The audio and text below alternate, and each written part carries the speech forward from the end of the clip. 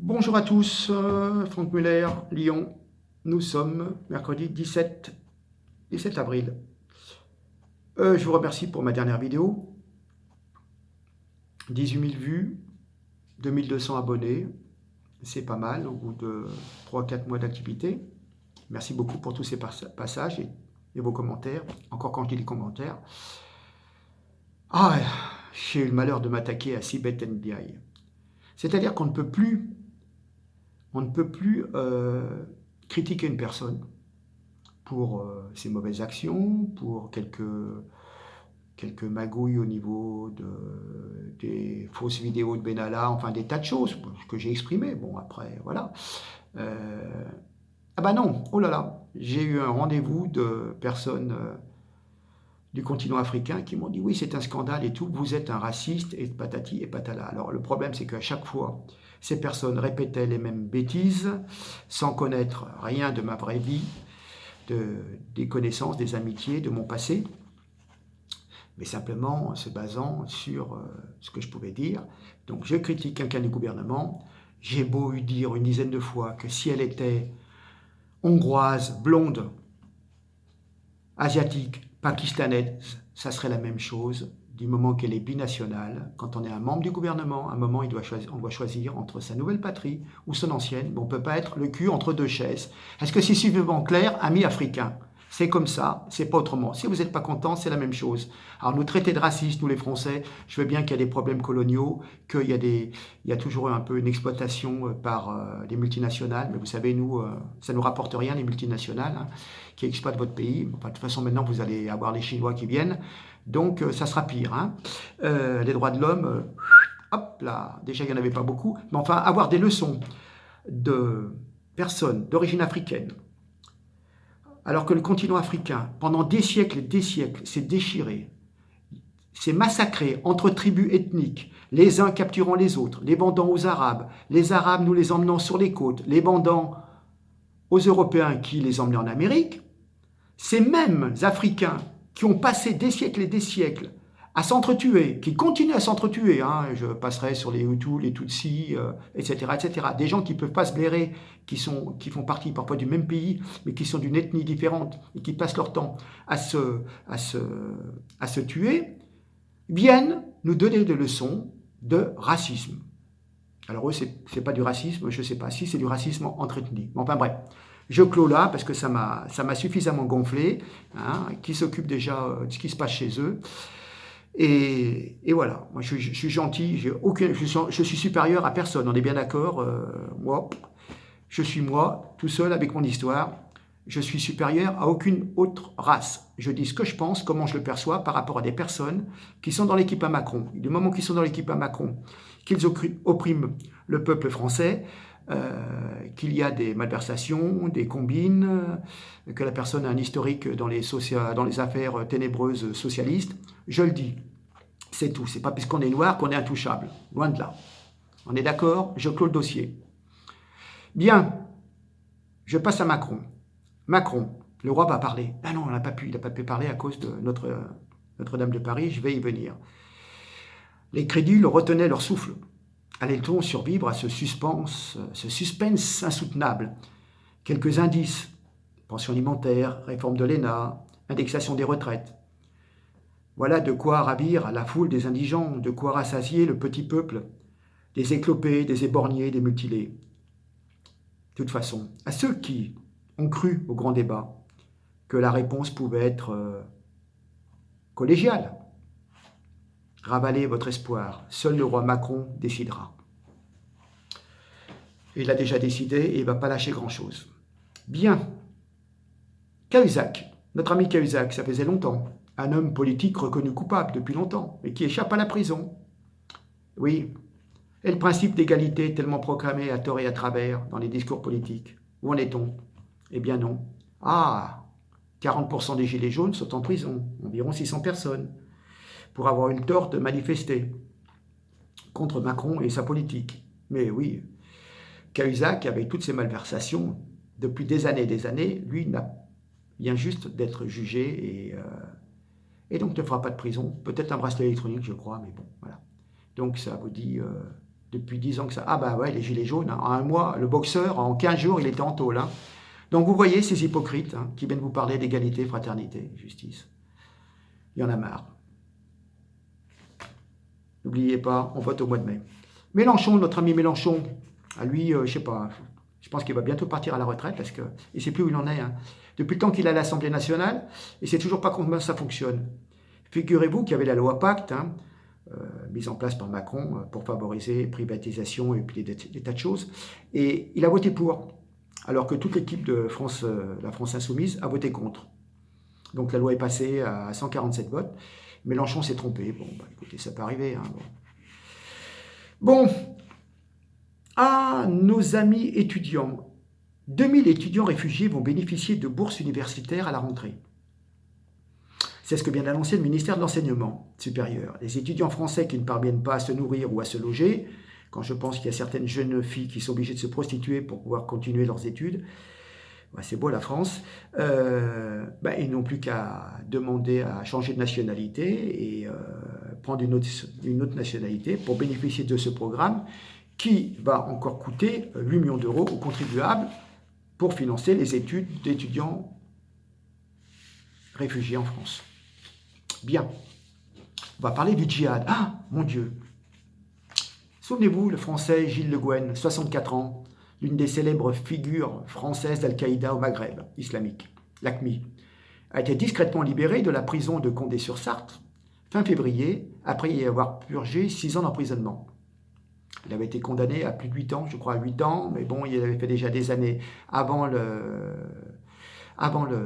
jugement, donc ça compte, et donc du coup, au bout de 6 ans, il est déjà dehors, il a eu une remise de peine. Une remise de peine. Donc il a un petit contrôle judiciaire, il doit pointer 1 fois par jour au commissariat. C'est un détenu calme et sans problème.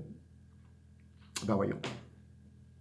Vous voyez, il faut savoir quand même que de janvier à décembre 2019, prévoyez, 31 détenus condamnés en France pour des faits de terrorisme islamique vont être remis en liberté.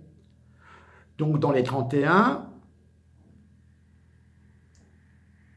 il y en aura bien peut-être 2-3 qui vont faire des boulettes. Voilà, le laxisme. Bon, les copinages entre copains et coquins. General Electric, souvenez-vous, grâce à Macron, en 2015, l'américain General Electric avait racheté la branche énergie d'Alstom. Encore une magouille de Macron. Le groupe s'était engagé à créer 1000 emplois en France d'ici fin 2018. Nous n'avons rien vu. Une promesse non tenue par le groupe. General Electric a donc payé une amende et supprime aujourd'hui des postes, des emplois. On a appris qu'après 28 ans chez General Electric, une dame, Corinne de Bilbao, était devenue donc PDG du groupe américain en France depuis mars 2016 et elle a donné sa démission. Je pense qu'on a dû lui mettre un peu la pression et elle a été remplacée par Hugues Bailey, qui n'est pas un inconnu. L'homme a été de 2013 à 2016 conseiller au sein de l'équipe d'Emmanuel Macron, alors ministre de l'économie et des finances. Donc je dis capitalisme de connivence et non pas capitalisme de compétence, malheureusement.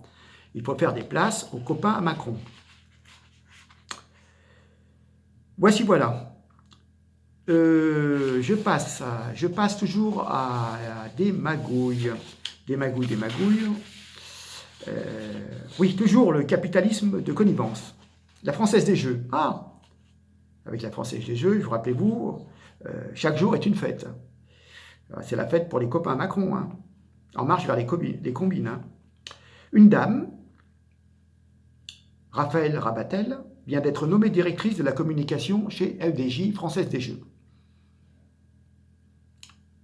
Je crois que demain, la privatisation de la Française des Jeux sera définitivement votée par l'Assemblée nationale, par le groupe En Marche, qui votera comme un seul homme cette privatisation. Rappelez-vous que le groupe En Marche à l'Assemblée nationale est présidé par Gilles Legendre. Mais quel est le rapport? Car Raphaël Rabatel est l'épouse de Gilles Legendre et ils ont fondé ensemble une société en 2006, une société de conseil. Donc vous voyez, hein, donc le patron des députés fait voter une loi et il met sa femme comme directrice de la communication. Ça c'est bien, hein, c'est un gentil mari ça. Hein. Bon, dans le 94, l'histoire de banlieue, hein, mais bon, un jeune, je ne peux plus dire, mineur, 16 ans, sans casque, faisait du rodéo sur une motocross. On ne nous dit pas si elle était volée, hein. Il renverse une fillette qui jouait à la corde à sauter. L'adolescent n'a rien, donc il n'y aura pas de voiture brûlée dans le quartier. Par contre, la fillette a fait un vol plané de 10 mètres. Et les gens vous disent, de toute façon, quand on appelle le commissariat, ils nous disent clairement qu'ils ne viendront pas, car ils ont reçu des ordres. Il ne faut surtout pas faire de bague dans des quartiers de banlieue. Dont acte. Madame Le Gay, la fameuse dame de 73 ans qui avait été un peu bousculée par la police. Fantastique, hein? 6 policiers ont successivement rendu visite à Geneviève Le Gay pour lui faire changer sa version suite à la charge des policiers à Nice. Bien. Fantastique, hein? La pression. Bien, bien, bien. Maintenant, on va parler de Macron, du discours de Macron. Alors là, compliqué, hein? Compliqué. Pauvre Notre-Dame de Paris. C'est pas de chance, hein? Macron préparait son discours mensonger, comme d'habitude, pour la grand-messe du 20h. Bien entendu, ça devait être une opération d'enfumage, qui malencontreusement, ou bien heureusement, se trouve esquivée par un incendie. Enfumage, incendie. Moi, j'ai fait un effort. Hein. Bon. Notre-Dame de Paris se fait dévorer par les flammes. Les Parisiens sont médusés, les chrétiens abasourdis et horrifiés. Ils prient la grâce divine de sauver le monument, pendant que Macron s'empresse de prendre la pause devant le cataclysme pour un discours surréaliste, figé, je sais pas, et on aurait dit, je sais pas, c'est bizarre. Alors, bon, il y a plusieurs thèmes, il y a plusieurs thèses qui courent sur le net. Macron sauvé in extremis de son allocution foireuse sur le grand débat prévu à 20h, sauvé par l'incendie de Notre-Dame. C'est pas beau une telle coïncidence? On ne peut y voir que la main de Dieu. Non, pardon, la main du diable. Et en plus, le premier jour de la semaine sainte. Pas de chance, hein. Enfin bon, quand même, je m'interroge sur les incohérences de l'événement. Quelle drôle de synchronicité avec le discours qui devait être en direct, puis différé, puis annulé, de notre monarque. Il devait annoncer des mesures prises à la suite des consultations, enfin, consultations entre guillemets, entre parenthèses, seulement dépouillées à 50%, consultations attribuées au peuple français. Mais bon, je pense que je me pose trop de questions. Ne sombrons pas dans le complotisme. Avec Macron en marche vers la reconstruction de l'édifice religieux, une bonne immersion qui nous évite de regarder ailleurs. Hein, parce que tout de suite, ça a été les cagnottes, on va tout reconstruire en 5 ans, alors que les ingénieurs vous disent que c'est pas possible, les architectes non plus. À moins qu'on reconstruise la cathédrale en béton armé, ça c'est possible. Mais si on veut tout faire à la main avec des poutres, le chêne, etc., c'est pas possible en 5 ans. Mais quelque part, Macron se raccommode avec l'électorat catholique. Il est là devant la cathédrale et ça fait bien. Et, enfin, moi j'ai vu des photos, il était en train de ricaner avec Édouard Philippe. Donc j'ai pas trouvé qu'il avait beaucoup de compassion, mais bon, ça lui a permis de se montrer et puis d'appeler à la rescousse ses copains multimilliardaires. Mais bon, permettez-moi de penser à Quasimodo qui a perdu son job. Enfin, le job, c'est Sibeth Ndiaye qui dit un job, parce qu'elle aime la langue française, elle dit c'est un job. Et oui, Quasimodo a perdu son job de sonneur de cloche. Heureusement, en traversant la rue, il est tombé sur Macron, qui lui a proposé de suite de remplacer Benalla comme garde du corps. Tout est bien qui finit bien. Bon, enfin, moi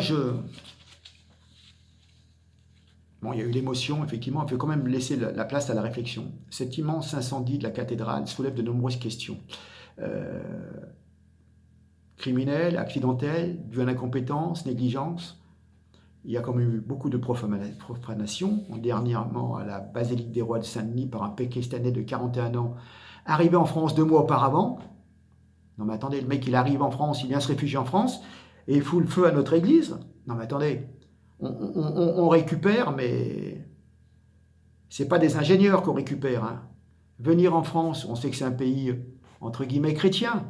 Donc, bon, si vraiment vous avez une intolérance, une allergie au christianisme, ne venez pas en France. Ou alors vous venez seulement pour avoir des allocations. Ah, d'accord, oui, mais alors si vous avez des allocations, il faut tolérer quand même les églises. Quand même, hein. On ne peut pas voir l'un sans l'autre. Bon, enfin bon. Rappelez-vous qu'il y a eu des multiples profanations, j'y reviendrai, et le gouvernement devrait quand même sérieusement enquêter. Mais moi, ce qui m'a surpris, c'est que on ne savait rien encore des causes de l'incendie, hein. La classe politique, l'Église elle-même avait trop passé sous silence les attaques et les dégradations subies depuis plusieurs mois par de nombreux lieux catholiques. Personne n'en a parlé, mais à Grenoble, le 16 janvier, une église, l'église Saint-Jacques, a complètement été détruite par le feu. Mais ça, les médias... Par contre, si un illuminé met une tranche de jambon sur une mosquée, ah, un acte islamophobe. Mon Dieu! Oh là là! Mais par contre, quand on fout le feu à une église, bah ça... Et puis un prêtre qui se fait égorger, bon... On a relâché les mecs, hein, d'ailleurs, je crois, ils sont dehors. Hein. Voilà, bon. Et puis, alors je reviens par... Excusez-moi, là, je suis obligé de... Je ne voudrais pas non plus me voiler la face sur les réactions de joie de certains Français, enfin, surtout les Français de papier, enfin, nouvellement français, qui, à la vue de l'incendie, ont communiqué énormément leur joie en voyant l'incendie de la cathédrale. Et c'est nique la France, nique les chrétiens, c'est bien fait pour vous, papatati patala, voilà ou akbar. Je sais, l'islam, c'est pas ça, et c'est une infime partie. Mais bien, bon, une infime partie, mais c'est quand même une grosse partie, parce que tout ce qu'on a vu comme conneries sur Facebook, je vous dis pas, hein, il y aura un moment, d'ici quelques années, je pense que ça va poser des problèmes. Hein. Bon, alors, je vais parler de complotisme. Les chiens de garde macronistes sont en plein mensonge. Pense-t-il que les Français accepteront qu'aucune responsabilité ne soit établie? Est-ce que demander une commission d'enquête serait du complotisme? C'est simplement une exigence de vérité qui est démocratique. Demander une commission d'enquête face à une calamité nationale, c'est certainement demander trop pour la presse inféodée à Macron. Attendez, quand même. Bon. Ça commence à bien faire. Hein. Dès le début de l'incendie, on nous a dit « Ah, c'est à cause des travaux ». Mais quels travaux? On a juste installé et monté les échafaudages et on a déboulonné les statues en cuivre. C'est tout. Il n'y a qu'à voir les déclarations de l'architecte en chef. Tous les spécialistes sont de l'avis de cet architecte chargé de la cathédrale Notre-Dame. La vitesse de propagation du feu a été anormale et la présence d'un point chaud involontaire est impossible. Il n'y avait pas d'électricité, pas de chalumeau, car les travaux n'avaient pas débuté. L'ancien architecte nous a dit, en 40 ans d'expérience, je n'ai jamais connu un tel incendie. Il faut une vraie charge calorifique au départ pour lancer un tel sinistre. Le chêne est un bois particulièrement résistant. C'est M. Benjamin Mouton qui était en charge de la cathédrale, architecte, jusqu'en 2013. Il nous dit, du vieux chêne, il faut beaucoup de petits bois pour le faire brûler. Il y a 2 hommes en permanence, jour et nuit, pour aller voir dès qu'il y a une alerte et appeler les pompiers. Il nous dit, je suis stupéfait. Cet ancien architecte en chef de Notre-Dame de Paris a remis en question les certitudes sur les causes de l'incendie. Pour lui, il n'y a aucune certitude et il parle avec l'autorisation de l'actuel architecte. Je répète, il n'y avait pas de travaux ni d'échafaudage. Il est en contradiction totale avec les indications du procureur et de Castaner. Donc, ou lui ne connaît pas son boulot, ou c'est les autres qui nous racontent du pipeau. Le chêne n'est pas inflammable, il ne comprend pas. Il faudrait des produits pour enflammer le chêne. Le chêne est un bois dense, c'est un mauvais conducteur de chaleur, ce qui constitue un véritable atout pour lutter contre les incendies. Il offre une meilleure sécurité aux utilisateurs. En cas d'incendie, les pièces de chêne se déforment peu. L'acier se déformerait même plus rapidement que les pièces de chêne. Et oui, nous on ne sait pas, eux le savent. Bon. Le procureur dit exactement le contraire. Il parle de risque électrique alors que M. Mouton affirme qu'il n'y a pas d'électricité dans la zone de départ de feu. Il indique que le système de prévention d'incendie d'alarme est récent et perfectionné. Et je me répète, 2 personnes sont en permanence présentes pour surveiller les départs de feu, ce qui a fonctionné, mais ne comprend pas la rapidité de la diffusion. Et il faut savoir que le système électrique avait totalement été refait en 2010. Donc le procureur dit le contraire et affirme que les seules personnes présentes étaient les fidèles qui étaient à la messe. Donc, c'est quand même très, très, très, très louche, toute cette histoire. Donc, vous voyez, c'est là que ça vous dit, c'est pas complotisme, complotisme. Non, mais quand on voit qu'il y a des incompréhensions comme ça, vous vous dites, franchement, ils ne sont pas francs du collier.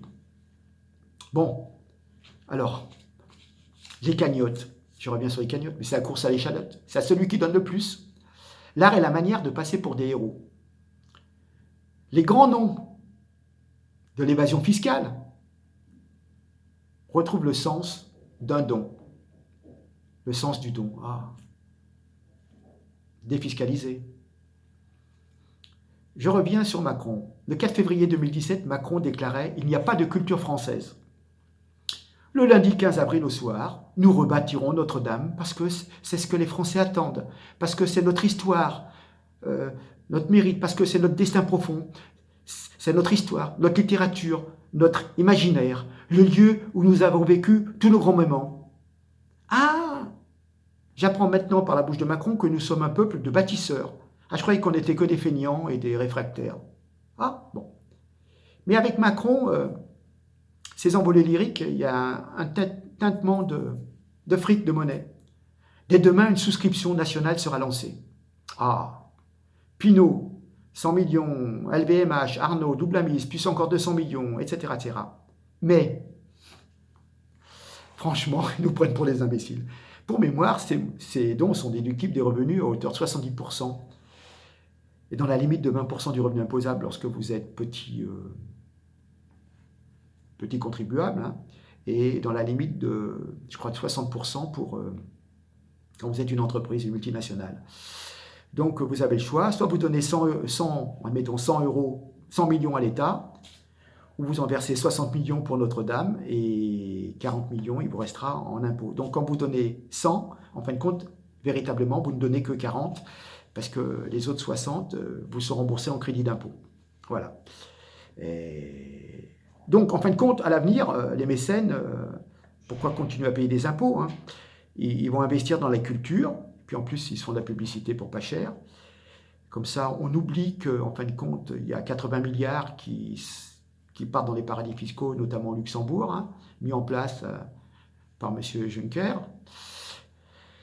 Mais bon, ils ont tous des holdings, et comme ça, les bénéfices, eh ben, ils vont au Luxembourg ou en Irlande, et puis il n'y a jamais d'impôts en France. Alors donc, du coup, nous, le bon peuple, on va se débrouiller, on aura moins de budget, parce qu'il y a moins d'impôts qui rentrent, parce qu'on leur fait des cadeaux fiscaux.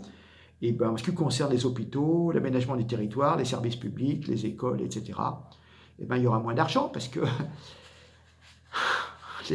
les grandes sociétés préfèrent payer pour la cathédrale. Enfin bon. C'est ainsi. Bon. Oui, je voulais vous faire part d'une petite brève aussi. Il y a une semaine à Toulouse. Alors, on m'a dit que c'était dans le quartier du Mirail, mais je ne suis pas sûr. On a découvert dans le garage d'un gamin de 15 ans un lance-roquette. Je veux dire, nous, on est d'époque, on jouait au fusil à flèche ou au pistolet. Mais eux, ils sont des vraies armes de guerre qui sont dans les garages. Et puis, voilà. Mais bon, c'est rassurant, il n'y avait que le lance-roquette, il n'y avait pas la roquette. Mais bon, quand même, c'est surprenant. C'est le nouveau monde. Le nouveau monde de Macron. Mais d'ailleurs, je pense que Macron, comment dire, il porte la poisse. Fin de compte, il y a le feu partout avec Macron. Hein. Regardez les monuments de Paris. Il y avait le feu à l'Arc de Triomphe. Il y avait le feu aux Champs-Élysées. Maintenant, le feu à Notre-Dame de Paris. Remarquez, ça nous change de Hollande. Hein, parce que rappelez-vous, avec Hollande, c'était de la pluie, encore de la pluie, et toujours de la pluie. Oui. Bon, je termine sur une note d'humour. Hein. Bon, voilà. J'espère que ça vous aura intéressé, toutes ces petites brèves. Beaucoup de choses pour... Enfin, je reviens sur la cathédrale, là. Comment dire? On trouve des millions et des millions et des millions, là, pour cette cathédrale. Bon, c'est bien, je comprends l'attachement qu'on peut avoir. C'est comme si, d'un seul coup, la tour Eiffel se coupait en deux. Bon, c'est quand même un emblème national, je comprends. Mais quand on pense qu'on nous dit qu'il n'y a pas d'argent, qu'on ne peut pas augmenter les salaires, qu'on sucre des emplois, qu'on supprime des emplois, qu'on ferme des établissements hospitaliers, etc., que des gens se retrouvent avec 500 € par mois de retraite, de minimum vieillesse. C'est quand même, quand je pense à tous les gens qui se sont fait taper sur la gueule pendant 5 mois parce qu'ils ont manifesté, ceux qui se retrouvent amputés, mutilés, leur assurance ne prend même pas en charge, la sécurité sociale ne veut pas en entendre parler, ils se retrouvent complètement démunis. Alors, je ne sais pas où sont passées les fameuses cagnottes des Gilets jaunes, je pense qu'il y a un peu un imbroglio là-dedans aussi. Et puis là, d'un seul coup, 100, 200, 300, on parle d'1 milliard. C'est une sensation étrange quand même. Enfin bon, je vous laisse méditer sur tout ce que j'ai pu vous dire. J'espère que ça vous aura intéressé, que ça vous aura donné une certaine élévation et certaines idées, surtout par rapport à ce qu'on nous raconte à la télévision. Et puis voilà, je vous dis à très bientôt. Merci pour tous vos nombreux partages, pour vos commentaires, pour vos abonnements. Encore merci beaucoup. Je suis à votre disposition. Merci. À très bientôt. Au revoir.